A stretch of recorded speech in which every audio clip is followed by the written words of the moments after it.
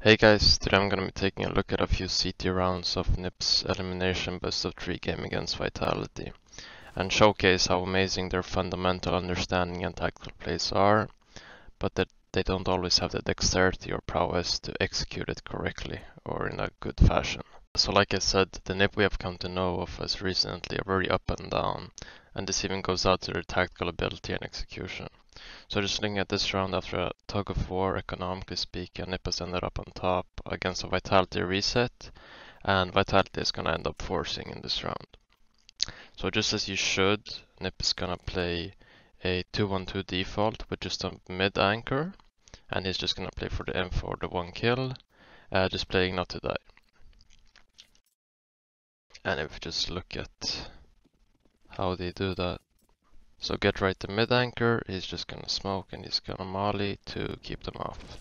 So here's sort of where it's gonna start to go wrong. NiP on B just use a smoke and an HE all around. And Res is gonna start sprinting to when he hears the Vitality utility. And he's sitting here, if you look over to his teammate Forrest, he's just sitting headshot with a FAMAS. Now ideally you always want the guy with the least utility in the most forward or fighting position, since you consider him to be more expendable. But I think NiP's idea here is just to use Res to suppress as much or as long as possible, and Forrest then acts as supporter with just his gun instead of the utility. So he can molly or smoke himself off, even flash himself out, or if need be in a position to fight, and then that's where Forrest gets activated into the round. So just playing behind his utility and still being in the most forward position. So this is gonna fall extremely short, since he's just gonna hold the smoke and he expects to win a dry fight through the smoke.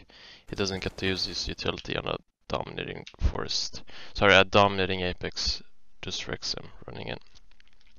So Forrest now, sorry, I have to pause all the time, but I really have to explain. Forrest now plays on the fly, and correctly so. He has the FAMAS, he's sitting on the side and without utility. So it's correct cut to change position, and what he does here I like to compare a lot to what we call what we have in the human fight or flight instinct. And he decides to play for man advantage instead of playing for the retake. I also think it's a possibility, like he's scared of a molly coming in sight, and with nothing to defend, like not even a pop flash or decoy throw up into the air, and definitely not a smoke. The closest team is still being get right in C, and he probably guesses that he doesn't have the most utility. He decides to take the soft angle, and it's absolutely an appropriate call. Once again though, the execution is gonna fall flat. So he gets blind through the smoke, and actually none of the 3 Vitality players running through checks him, but his faulty trigger finger ends up being his demise. Get right now coming in on a very fast rotate. He knows they all shouldn't have cross yet, and maybe some guys don't have Kev. It's a force whatever, he decides to throw this HE, and this actually hits Alex, and he hears it and just sprays him down, helping the 3 versus 5 into a 3 versus 4 at the very least. So NiP's approach right now is what is super interesting, and the funny thing is that they aren't playing for the retake, or I mean they are playing retake, they aren't playing to save. But NiP just expects a lurk, so they have like Lecro checking out extensively here, and he finally resents, and they slowly go into a retake. So then it actually fails his molly, but Lecro says, I got you. He comes and he's gonna throw his molly, and we're gonna see a perfect 3-dimensional retake here. So molly sight, Lecro is gonna flash over, and Get Right just threw a flash just before that in front of B main to clear anybody holding towards lower or heaven from there. So if we just gonna let it go, and then I'm gonna pause. So Get Right swings blue, Lecro takes over this whole site area, and then it uses what he has and just posts B main. So what's gonna end up happening is that Get Right swings on RPK and kills him. Lecro kills Saivu, trying to get integrated into a retake. He doesn't want his teammate to die, and he just kills him. And basically what they've done with this minimal utility and perfect way of taking angles, and Get Right completely trusting his teammate and his utility, is they've segregated the 2 guys in B main, because essentially what they were doing was just holding the other parts of the map, trusting their teammates here to not die instantly and take info. Like Apex and MBK are obviously just worried about vents and the flank. So what's gonna happen here is that Lecro is gonna kill one. I think MBK hits like 2 amazing shots here but Get Right is gonna end up winning out the round and defusing with like a second or so to spare. Now obviously this wouldn't have been the same round against like a gun round or just a Vitality with more utility or guns in the afterplant. But what I want to highlight is the roller coaster of NiP circumstances and the execution slash decisions during the round itself. From what we have just seen, this can either make them a real force to be reckoned with or no force at all. So moving on a bit later into the half, and we're gonna go through this really cool round that NiP has set up, or at least in the earlier stages. So personally, I think this is all planned out and something they've actually prepared for gun rounds, but if some of this is on the fly, it's super impressive. So NiP's plan is basically to deter Vitality from parts of the map and force them into another. And in contrary to taking a gamble and doing it sloppy, this is very methodical. So to cut a long story short, the plan is to leave like ropping B, but not just him holding like the default line down, since it has to be stronger than that. And for the gamble on A and mid to be much less of a risk and more calculated. And in order to achieve this, NiP just sets out to collect info in the early stages of the round. We're gonna see once again very utility-based plays on early parts of. So Get Right is gonna smoke and molly boost. Early round smoke A main from Dennis, and Electro and Res is just waiting for the speed defaulter. So basically Get Right seeing if they smoke boost it to flash anybody out. This smoke and two guys just holding it, seeing if it's they can hear anything A main, if it's in a faster A play, whatever. But we still have these two guys just waiting B main. So they're just gonna sit and hold for a bit, but with nothing happening, Res is gonna throw this deep useless smoke. And he's gonna start making his way back, yeah, after about 20 seconds. So he goes to leave, a flash comes out and he sort of just checks it out. But I guess Lekro calls her, he knows that he isn't blind. And he calls her into back up. So what's actually super fucking nice or interesting is this flash coming out as a reaction from Lekro, and you might ask why he does this after the flash from Vitality. But they want to mimic somebody getting up and close, right, taking this toxic area. And even if the smoke is down and the T's can't see, this flash is just mimicking somebody taking over the angle or retaking the angle after Vitality's flash.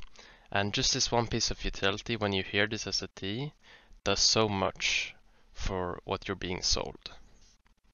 So I'm gonna jump in the server here to show you the thought process, and it's actually super simple.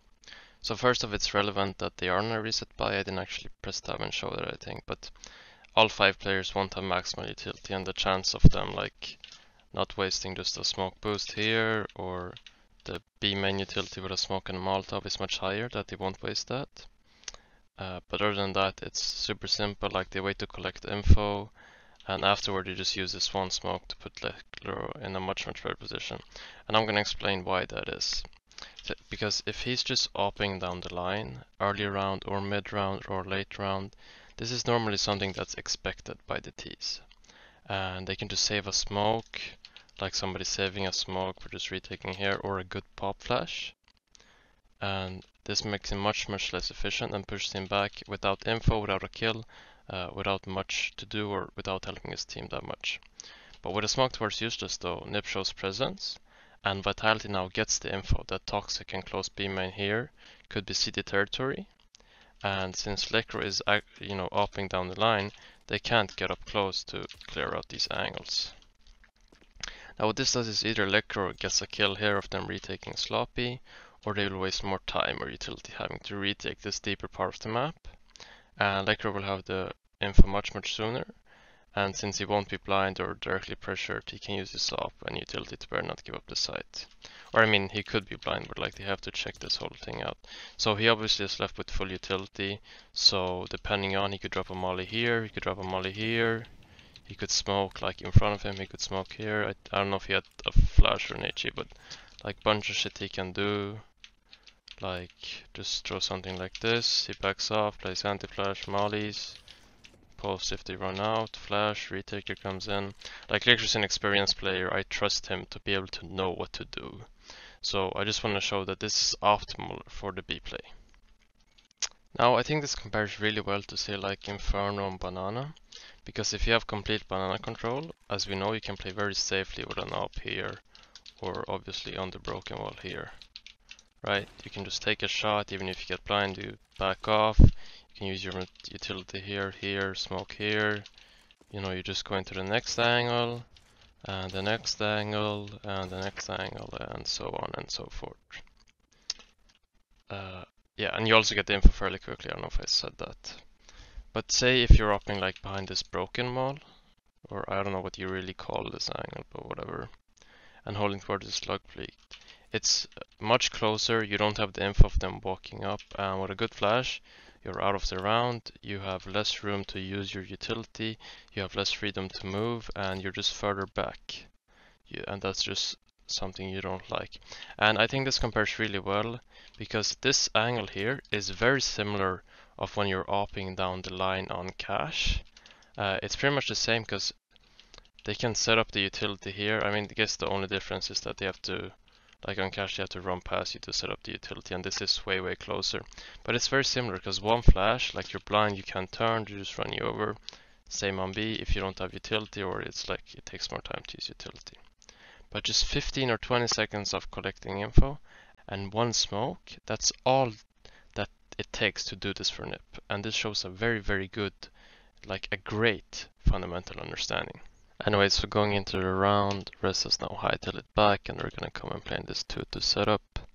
It's interesting to note that they aren't afraid to use utility because of the setup, like Forrest is throwing a sort of a random flash there. I think the only note here is that Res is like playing a tad aggressive, but I also think this is super interesting because GetRight was pretty much playing solo mid, at least in all the gun rounds. So I think this just mimics that. But once again, not afraid to use utility, like just a random main smoke coming out. The last one these four have. And Dennis is just gonna end up playing around the smoke. And the way they win this round is probably not one you would expect. I don't know if Dennis like has a read or hears something, but utility is gonna come out main from Vitality. And Dennis is just gonna decide to swing after that for his flash. He's gonna get one, swings for another. We have Res in mid who gets one. Forrest kills this guy Squeaky, and Res is good to clean up with 5 guys alive. So super good setup by NiP.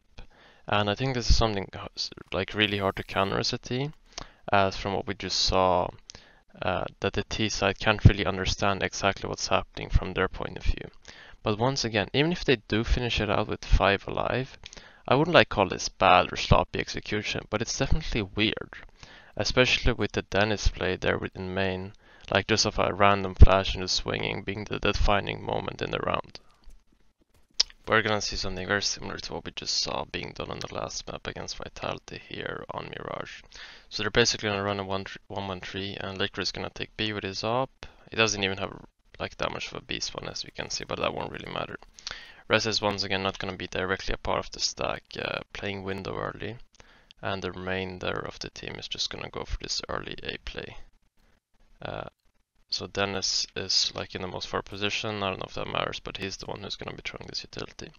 So just a deep molly and a flash, he banks off, and they clear if anybody is close or has advanced. Forrest sets up for his flash instantly, and off that they just swing.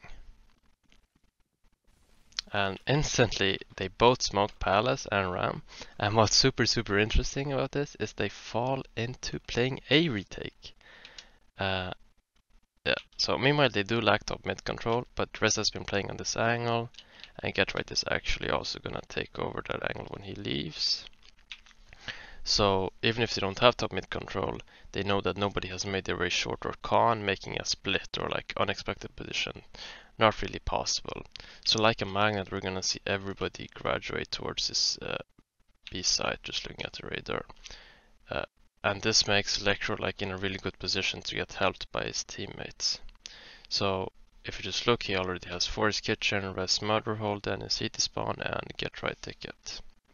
And before we actually look at this defense and him, like the flash coming in and then defending, I want to take some time and explain why this works. So with all the utility and presence being shown towards ramp, Vitality once again, if they want to, has to put manpower into retaking it. And the other solution is just to hit the B side. It isn't really more complicated than that. Now it obviously is a factor Vitality made their way out mid, but NiP had the info they didn't advance, so they could keep playing loose around that. And even if they did split the A, they have to have heard all the commotion ramp and would have to worry about exactly every single position in A. So in the end, this early round setup doesn't result like in anything more than mind games. And what ends up happening is that NiP just puts like a little bit of extra weight to force Vitality's hand. And I'm actually not sure if like what they did played that much of a part in Vitality setting up for a beat take. And that is because we are just 30 seconds into the round. But it allows them to come help Lekr and be in these positions so swiftly. So Lekr dodges the flash, hits a nice shot. The cavalry is now coming in. Forrest gets tagged down a bit. Lekr is eventually gonna go down here. Rest takes a duel and does damage. They don't expect the cavalry. Now it's a 3 versus 2, but I just don't understand what the plan here is. Dennis is sitting in this, like I have to say this is a stupid position to sit in. And on the smoke fade he's gonna get taken down there. And Forrest is desperate for a trade and dies as well. Now Get Ready is gonna clean up crew and clutch out. But this is way too close for comfort for the setup NiP ran. And while he retakes, I'm sort of gonna explain that. They have the idea, but even with their positions, they fail to help out Lekr in a timely manner. I can't really criticize Rez, I mean, he did 95 on Apex and died with that duel. And just to play in the 3v2 is what doesn't make sense. Dennis is just standing in the open here, hoping he can win a fight when he has endless options. He can play behind the side, both left and right pillar, or whatever you call that. He can go behind bench, he can go more passive. Like some of these may take risks to get there, but this, like playing like this, is the biggest risk of them all. And you know, just as I said, we saw Forrest get desperate for the trade. He does do 19 damage before he goes down, but just the fact that this has to come down to 1v2 just transparently shows what lacks in the executions. So if the players can keep calm and hit their shots, NiP stand a real chance of measuring up to Astralis and maybe overtaking in tactical ability.